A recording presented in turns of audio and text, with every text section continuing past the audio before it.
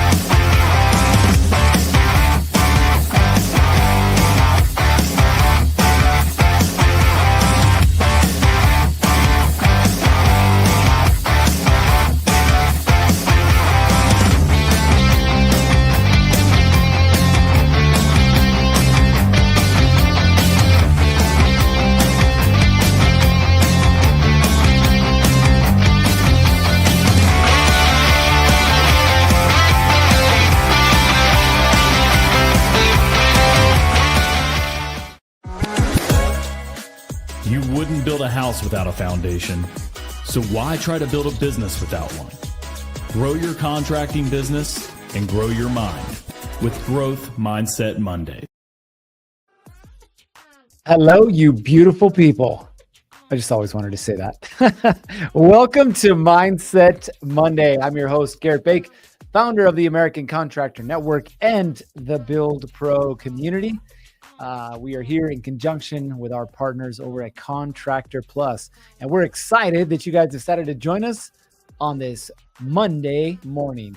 You guys know the drill. If you're here live, go ahead and drop your name, your business name, where you're from, and we'll give you the good old weekly shout out. We got a couple folks already there. We got Matt Beckel with Beckel Electric. Welcome to the show. Michael Babbitt, BMF Services out of Charlevoix, Michigan. Welcome. And we've got Daniel Kappen with Noble Custom Glass and Mirror.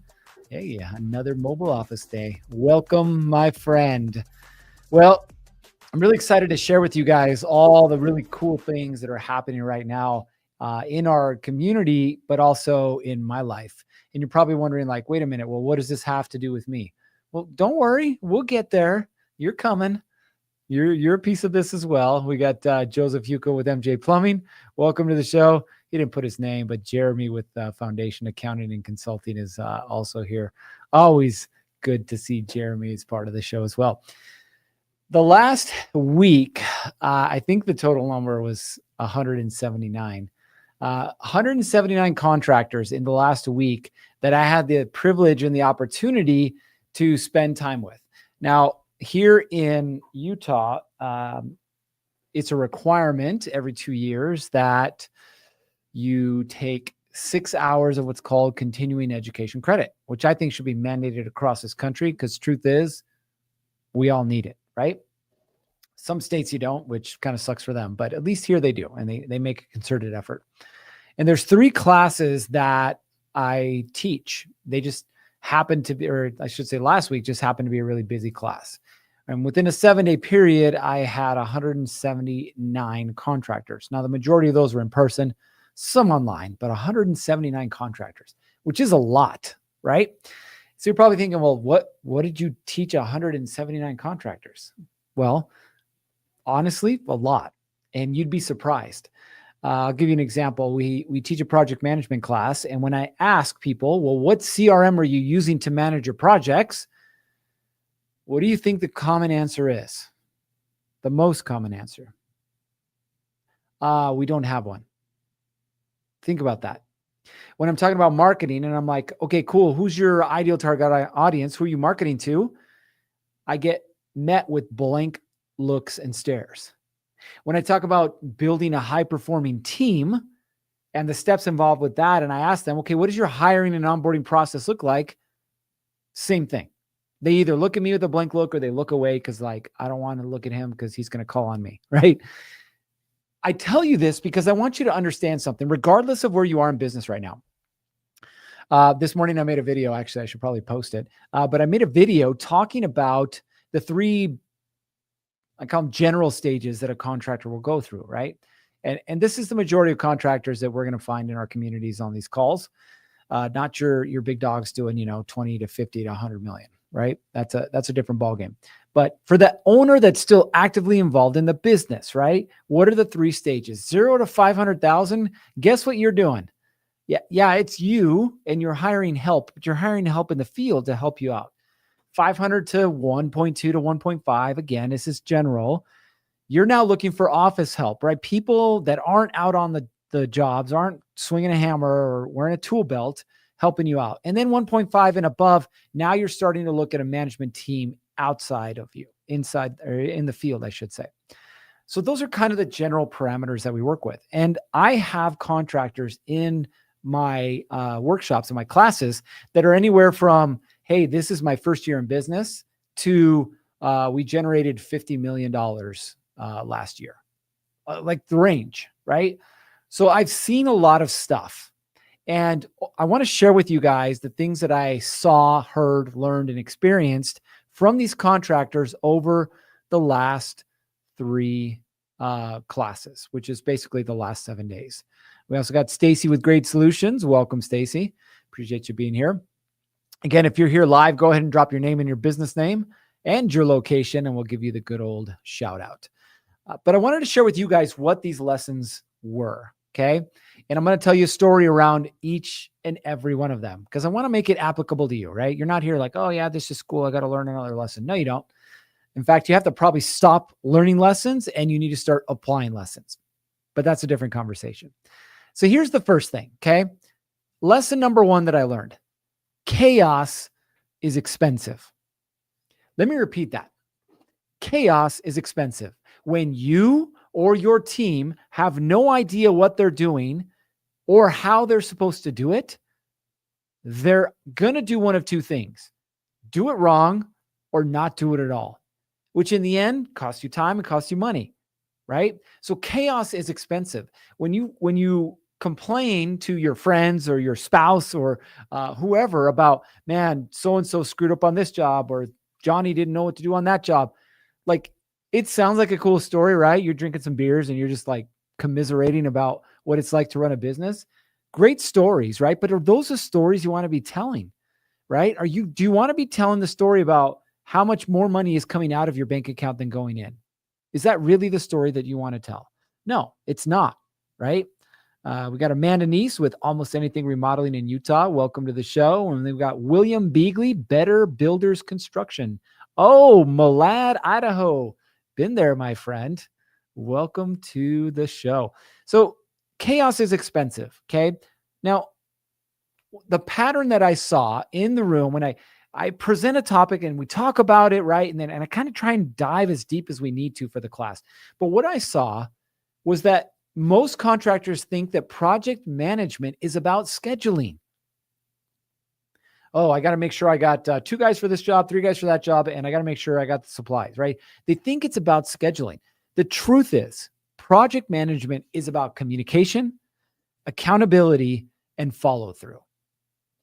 Not the same thing, right? Communication, accountability, and follow through. Because think about it. Having a plan is great.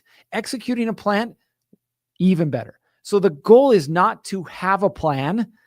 The goal is to figure out the best way to execute the plan. So here's what you need to focus on, right? 2 things, a simple daily huddle and an end of day recap. Like if I can give you guys anything, beginning of the day, what are we doing and how are we getting it done? End of the day, what happened today? What adjustments do we need to make for tomorrow? Those 2 things will change your business. Okay. Second lesson, ready? You don't rise to the level of your team or your crew.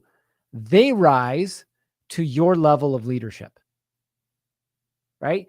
Like if you hire, as we all like to say, A players, right? The best guys, the top dogs, you hire those guys, you're not going to rise to their level. You're not going to become all of a sudden a better business owner, a better manager, right? Or better at executing. No, they're, in fact, if anything, they're going to drop, or even worse, they're going to leave because they're going to be like, who the hell is this guy or gal, right? What you want is people that will rise to the level of your leadership. So when we talk about teams, right, the pattern that I saw the most was contractors that were frustrated with, wait for it, turnover, and lack of buy-in. Does this sound familiar? I can't seem to keep anybody, or I can't seem to keep anybody long enough. I train them. I put time, energy, and effort into it. I can't seem to keep them long enough, right? Because the truth is most owners don't care about the vision. What they care about is what needs to happen today, right now. Billy, I need you to do this. Johnny, I need you to do that, right? And they're so focused on managing the people that they lose focus on what they should be focusing on, right? Which is, hey, I'm building something and I want people to support the thing that I'm building, but I also want to help them build what they want to build, right? So think about this. What if this week you asked your team, you asked your crews or your crew, and you said, what is it that would make you proud to work here? Kind of an interesting question, right? What would make you proud to work here? Think about that. Right now, personal stories, right? Right now, we're going through a growth phase, which, we all experience it in some way, shape, or form. But we're going through a growth phase, right? With our consulting business right now. We're hiring, we're actually promoting my assistant to office manager, which is great. We're hiring for lack of a better term, a coordinator for all of those other tasks. We call them integration coordinators, right? So we're hiring that. We're hiring another video editor, and we're going to be hiring one, maybe two coaches in the next, probably 30 plus days, right? There's a lot of things happening. But when I talk to people, I don't want them to tell me the things that I want to hear. I have a positive attitude and we can't wait to help you and blah, blah, blah. And it's just a bunch of crap, right? When I ask them a question like, what would make you proud to work here? It changes the game, right? I wish I would have recorded it. My new office manager, Chelsea, she's been with me for 4+ years. And I'm talking to her about some of the things we're creating, which, by the way, you guys are going to freak out on. But I said, hey, one of the things that I want to do is when we start to get an influx of external cash, money to accelerate growth, I said, I want to create an opportunity for you to own a piece of the company, like stock options for employees, right? That they can earn out. And her eyes grew massively because her family has never experienced anything like that, like ownership or growth, right? Or those things. Like when I sell this thing, which, by the way, you should all be thinking this way. When I sell this thing, I don't want to be the only one that walks away with cash. When Mark Cuban sold the Mavericks, I think every original employee that was still there with him walked away a millionaire. Right? Now, how much buy-in do you think they have if they know that there's something in it for them? So you guys keep wanting to attract the best players, but you're not offering the best players anything of value. And so instead of looking for their next house with you, meaning they're sticking around the long term, they're looking for their next job. Hey, where can I go that I actually get what I want? And for some of you, this is a tough conversation. I get it. But you need to have it. And it's best that you have it now instead of waiting down the road. When you're 60 years old, can't hardly walk, and now you're like, well, what am I going to do? There's a drywall company. Honestly, I only worked with him for 6 weeks. He's 60 some years old, have been in drywall for 40 years. 40 years. He's still the guy in charge, right? Now, he makes decent money, right? A few million a year, but he's the guy that's on every job. He's the guy doing all the estimates. He's the one doing all the billing. He's the one. And I asked him, I was like, what are you going to do when you're done with this thing? And he's like, guess I'm just going to close up shop. I was like, man, close up shop. That's horrible. You work 40 years and that's what you get. You get to close up shop. So yeah, I get for some of you guys, you're still starting out and this is a new thing. Great. But start to think long-term. What do I want long-term? How can I get people to buy into that vision? Like you really want to build an elite team? That's what it's about. Long-term vision. Where are we going as a business? How are we going to get there? But what does it mean for you? Right? What does it mean for you? The third thing, here's the pattern. Most contractors, truth be told, most contractors only care about one thing, right? They care about referrals. That's all they care about. They're like, man, I did a really good job. I really hope I'll get some referrals this week. Oh, hey, I got a referral. It's the first one in the last 6 months. Yay. Life is grand. Life is great. Life is good. Until you don't get one for another 6 months. So most contractors think that marketing is getting referrals. And referrals are a piece of marketing. Don't get me wrong, they are. But they're a piece that you can hardly control and one that you sure as hell cannot build a business on. I've seen it over and over and over again. Interesting fact, did you know that the majority of contractors are over the age of 55? I'm going to repeat that again. The majority of contractors are over the age of 55. When you go to these classes, like I didn't believe it, right? But I'm putting on these classes, 179 over the last 7 days, 179 contractors. The majority of them were over 50 in the room. There's guys, this is funny. There was a guy, I can't remember his name. I think it was Steve. Really, really nice guy. He was in his late 70s, still contracting, right? He comes up to me before the class and he's like, hey, listen, Garrett, can you do me a favor? I lost one of my hearing aids. So can you make sure that you speak loudly to me so I can hear everything? I was like, oh man, I feel so bad for you. I was like, yeah, I'll make sure. And we had a mic that projected through the speakers so he could hear until about 3/4 of the way through. The mic died. And then I had to basically stand in front of him and yell so he could hear me. But again, like, do you really want to be that guy? Like, you work until you die. Nathan just texted, which I appreciate you, Nathan. 21 years old. Great, dude. You're exactly where you need to be. At 21 years old, I was not focused on my growth. I was not focused on my education. I was not focused on what do I actually want to build here. So good for you, man. Now, all of us, again, are somewhere between the ages of, let's call it 18 and 65, right? But depending on where you're at, you need to put more of a sense of urgency on building a team and a thing that can scale without you, right? That you can start to take chips off the table and you can start investing in real estate or other projects. You can start putting money into things that start create additional liquidity for you. I don't want to get too deep into that, but just understand, going back to the original thing, the whole purpose of your business is not to make the next sale. The whole purpose of your business is to create something sellable, right? That someone wants to buy and they're not going to buy you. That's not building a business. Okay. So going back to marketing, most contractors rely on word of mouth. Okay. The truth is it's not it's not luck. It's systems. Okay. You should know for every $1 I put into SEO, I'm going to get $2 back. You should know for every yard sign that I put out or every 100 yard signs, I get 2 phone calls, or every door that I knock, I get this, right? You need to know whatever your marketing approach is, whoever it is that you're marketing to, make sure that the activity that you're doing is going to generate the results that you want. Now, I get it. If I was to ask by a show of hands, how many of you have ever run successful Facebook ads by yourself? I think maybe one of you would raise your hands. The rest of you wouldn't, right?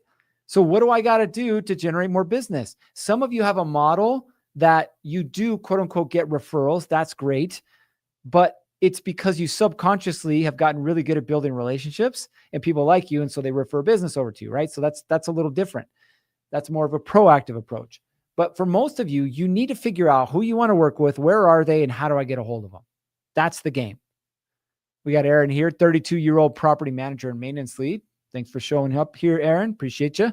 So again, marketing at its core is only 2 things: getting attention and keeping attention. That's all you got to worry about. Who do I want to work with? Where are they? How do I get their attention? And then ultimately, how do I keep their attention? We have a mentor in our group, Adam's his name. He's a home builder, and Adam's been in the game many years. Well, he realized quickly that a lot of his work was coming from higher end architects. He builds custom homes like, $2 to $5 million. And so what he did is he did some research, found one of the architects that was local that all he did was these high-end projects. Then he did some more research, realized this guy really likes to ski. So he went out and bought a pair of custom skis. Never met this guy before. Shows up at his office with this custom set of skis, talks to the architect, says, here, these skis are for you, and I want to do business with you. You're like, well, that's not marketing. Bullshit. It's not marketing. That's marketing, right? What did he do? He figured out somebody who has access to the people he wants to work with, and then what matters to him, and then how do I accelerate this whole building a relationship thing? I worked with a home builder in Idaho when I was in the Boise area. Casey's his name. Taylor Jean Holmes. So Casey was a guy who knew everybody. When I first moved to Idaho, I didn't know anybody. And then COVID hit and I really didn't know anybody, right? So I needed to get to know more business owners, especially contractors. And I was like, well, this can be kind of hard. I can hit some job sites, right? Or I can figure out what I call accelerators, right? People who already have access to people. And Casey knew a lot of people in the construction space. So I got to know Casey, right? Started with coffee and lunch, dinner, golf. He loves golf. But the thing that really changed our relationship was when I figured out he was a sneakerhead and his birthday was coming up. So I bought a pair of white Jordans, sent them off to an artist who painted his business logo on the back of these white Jordans, custom Jordans, delivered them to his doorstep, said, hey man, I appreciate you. From that moment on, it was like almost every day for a while, but pretty much every week, Casey was referring somebody over to me. Why? Because I showed him that I cared about him beyond just the dollars and the cents, right? Anyway, conversation for a different day. But listen, last thing, right? Last thing I want to share with you. Between all 3 or 4 of these things that I've talked about, right? Managing teams, clarity around your vision, marketing, and managing your projects.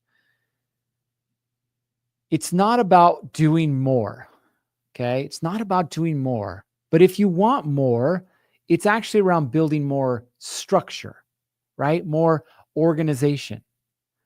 Projects, teams, marketing all fail without systems. So the real mindset shift that you have to take is an understanding that you are not a firefighter, right?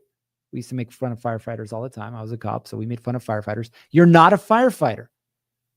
Think of yourself more as an architect. And what does an architect do? They design, right? How do the pieces fit together? How does this work? How would this look? Like, that's the thing.